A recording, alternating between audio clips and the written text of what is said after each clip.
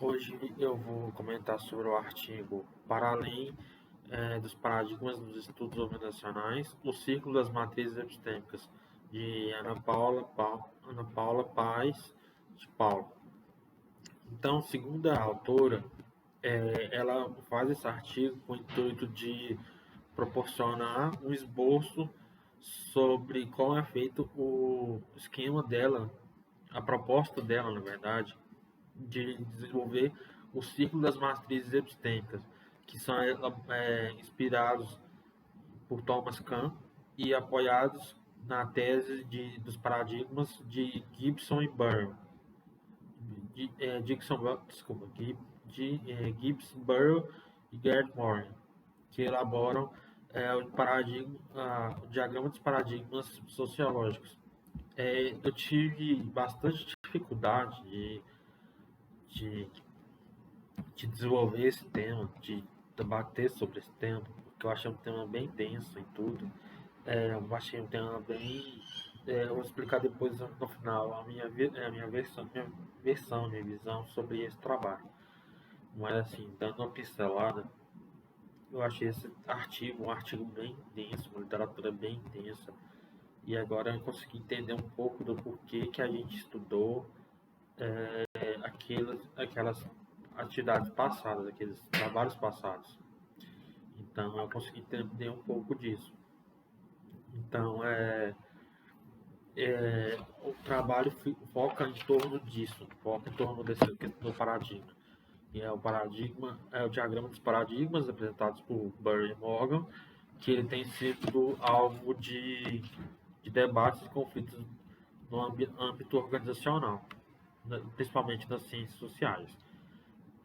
Então, o objetivo desse artigo é apresentar um esboço com alternativa de não superar, mas de corroborar com uma vertente diferente para os paradigmas sociológicos definidos pela sociedade e que se mantenham unida e coesa ao mesmo tempo em que ocorre a explicação da transformação e o conflito da sociedade no humanismo radical. Ou seja, o humanismo radical seria a emancipação humana. O ser humano é um ser independente, um ser com autonomia para resolver e fazer o que ele quiser. Então, com base nessas vertentes, com base nessa questão, ela fomenta a questão do ciclo das matrizes epistêmicas. O que seria esse ciclo? Seria, seria a difusão entre o conhecimento e o interesse, de forma a criar algumas matrizes, né, seriam três matrizes: a matriz empírico-analítica, a matriz hermenêutica e a matriz crítica. Essas três matrizes elas formam um novo, novo cenário, que seria esse ciclo, o ciclo das matrizes epistêmicas. Então, quando eu estava lendo isso, eu até fiz alguns rascunhos sobre isso para dar um conhecimento melhor sobre isso. Eu consegui entender que, diferentemente do que Murray e Morgan diziam, essas três vertentes, essas três matrizes, elas são híbridas. Então, quer dizer que elas podem atuar em conjunto. E quando elas atuam em conjunto, elas formam outras vertentes, outras possibilidades, outras criações. Então, elas, elas têm, quando elas se juntam, desculpa, quando elas se juntam, as abordagens podem se tornar três abordagens: a abordagem estruturalista, que seria a matriz empírico-analítica e hermenêutica; a pós-estruturalista, que seria a hermenêutica e a crítica, que seria o conjunto das três, as três matrizes. Então, é, esse, esse, esse conhecimento difundido veio a partir de uma rivalidade entre os dois autores, entre o Burrow e o Morgan. Eles demonstram que esse que esse construto, que esse paradigma, que esse diagrama é feito de algumas questões que eles evidenciam. Algumas dessas questões podem ser classificadas a partir de quatro tipos.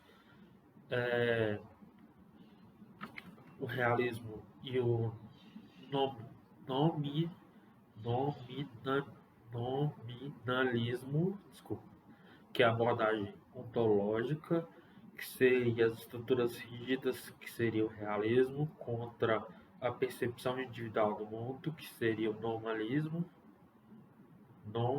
nominalismo, o positivismo versus o antipositivismo, que seria a epistemológica, que seria a explicação e a predição de todo mundo como se ocorre, contra a percepção da análise do ponto de vista de cada indivíduo.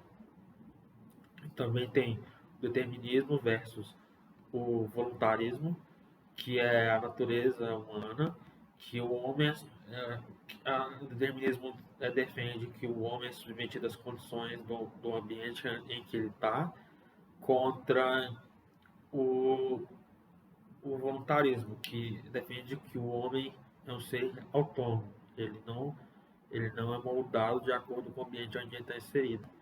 E também tem as teorias nomotética e a teoria ideográfica, que é o debate metodológico, que é o primeiro se refere à realização de um protocolo. Então, tudo aquilo que eu desenvolvo tem que ser protocolado, tem que seguir um protocolo rígido, tem que seguir algumas diretrizes, versus a teoria ideográfica, que a teoria ideográfica ela parte do pressuposto que o pesquisador ele tem autonomia para desenvolver a pesquisa a partir do que ele acredita ser necessário, a partir do que ele acredita ser interessante para desenvolver a pesquisa dele. Então, eles ficam nessa discrepância entre essa hibridade de ideias entre aquilo que é bem concreto e aquilo que é mais abstrato, que é mais individual. Então, no decorrer do artigo, tem uma leitura bastante densa sobre a explicação conceitual de como é feito o livro sociológico de Barry Morgan, de 1979, em que eles falam alguns passo a passos, o que é cada coisa e como ela se encaixa. Assim como foram feitas nas aulas passadas, em que cada capítulo ele era organizado e formava algumas correlações. Então, há essa correlação entre as pesquisas. E essa abordagem de Paula, da autora Paula, ela é muito interessante, que ela corrobora e, ao mesmo tempo, ela mostra que Barry Morgan tem ao mesmo tempo que tem algumas discrepâncias com as pesquisas de Kahn, tem várias semelhanças. Isso é bastante interessante, apesar de eu ter tido muita dificuldade de entender, muita dificuldade de ler, eu achei interessante esse ponto de vista dela. Achei interessante esse ponto de vista que ela propõe a mudar a forma de analisar epistemologicamente as formas de pesquisar, a criar um debate entre esses vários meios de pesquisar para determinar se a gente tem que seguir parâmetros mais robustos, mais rígidos, ou se a gente tem maior liberdade para desenvolver os nossos próprios parâmetros.